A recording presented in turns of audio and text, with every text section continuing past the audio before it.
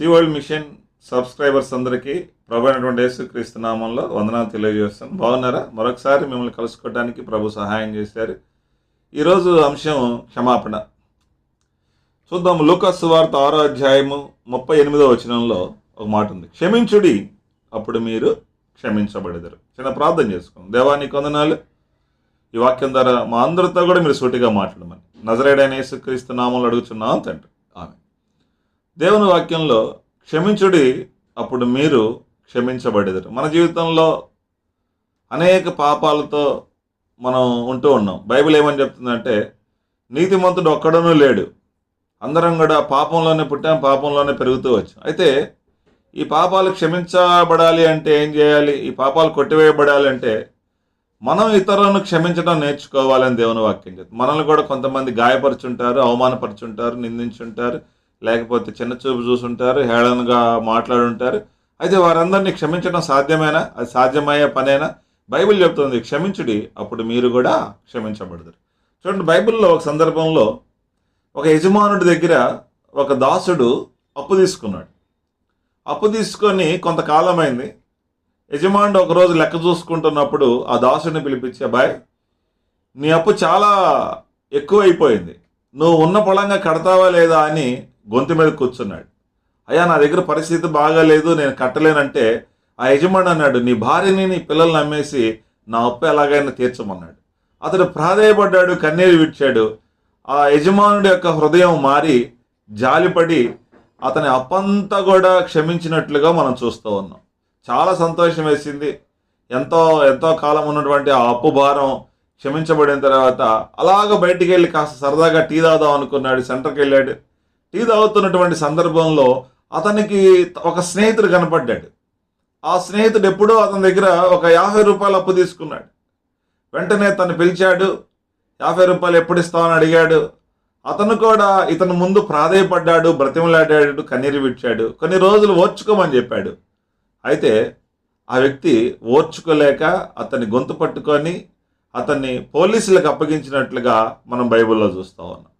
ఈ జరిగిన సందర్భాన్ని అంతటిని కూడా తోటి దాసులు చూసి యజమానుడి దగ్గరికి వెళ్ళి చెప్తున్నారు, మీరు అతని అప్పంతా క్షమించేశారు, కానీ అతను ఇదిగో 50 రూపాయలు ఒక చిన్న అప్పును కూడా క్షమించలేక అతన్ని పోలీసులకి భటులకు అప్పగించాడు అన్నప్పుడు ఆ వార్త విని యజమానుడు చాలా బాధపడి అతన్ని పిలిపించి అడుగుతున్నాడు, బాయ్ నేను నీకు ఇంత అప్పు క్షమించాను కదా, నువ్వెందుకు అతని ఆ అప్పు క్షమించలేకపోయావు, ఎందుకు అతన్ని హింసించే వారికి అప్పగించావు అన్నప్పుడు అతని దగ్గర సమాధానం లేదు. కాబట్టి వెంటనే ఆ యజమానుడు ఏం చేశాడో తెలుసా, నేను క్షమించానే, ఆ అప్పు మరలా నీవు నాకు మొత్తము కట్టు, నాకు రూపాయితో సహా కట్టాల్సిందే అని కట్టేంత వరకు హింసించు వారికి అప్పగించేశాడు. కాబట్టి ప్రియ దేవుని బిడ్డలారా, ఈ పాఠంలో నుంచి మనం ఏం నేర్చుకుంటున్నామంటే, మనం అందరం ఘోర పాపులమే.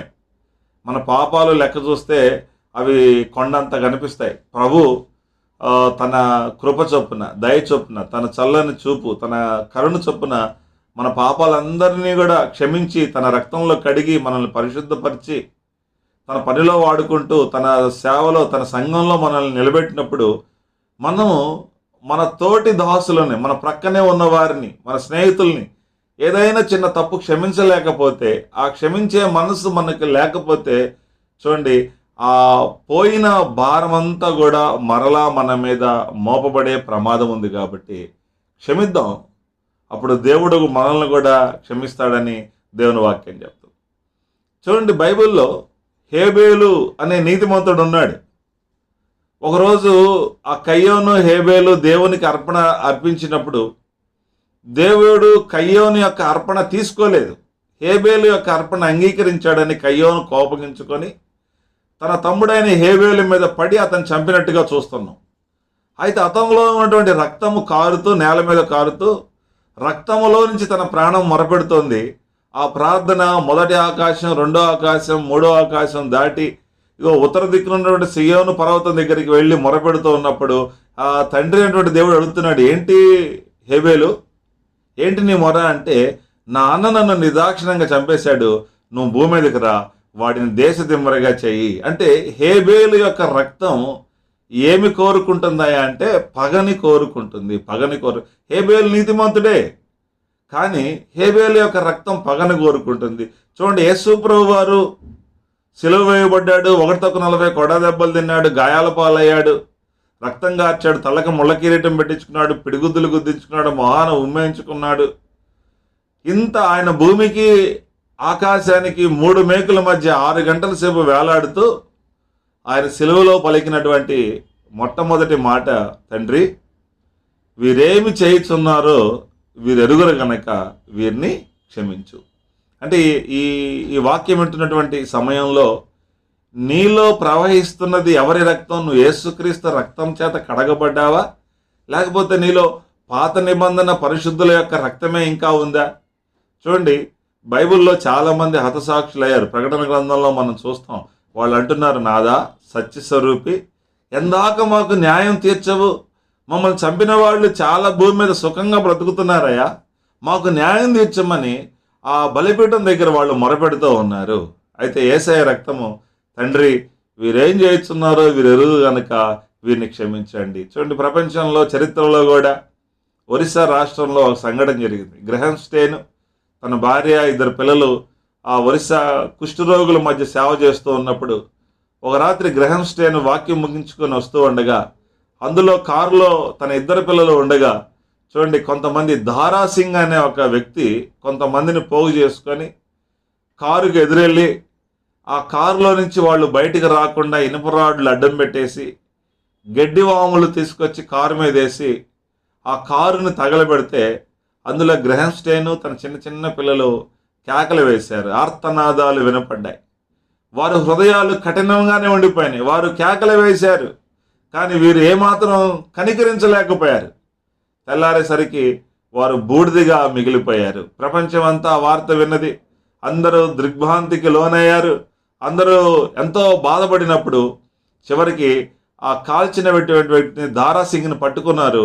అయితే గ్రహం స్టెయిన్ తన భార్య ఏం చేసిందంటే, నా యేసయ్య మమ్మల్ని క్షమించాడు, ఆయన ప్రేమ చొప్పున ఇదిగో నేను దారాసింగ్ని క్షమిస్తున్నాను, మనస్ఫూర్తిగా హృదయపూర్వకంగా క్షమిస్తున్నాను అన్నప్పుడు చూడండి, దారాసింగ్ అక్కడక్కడే కుప్పకూలిపోయాడు. దారాసింగ్ విడుదలయ్యాడు.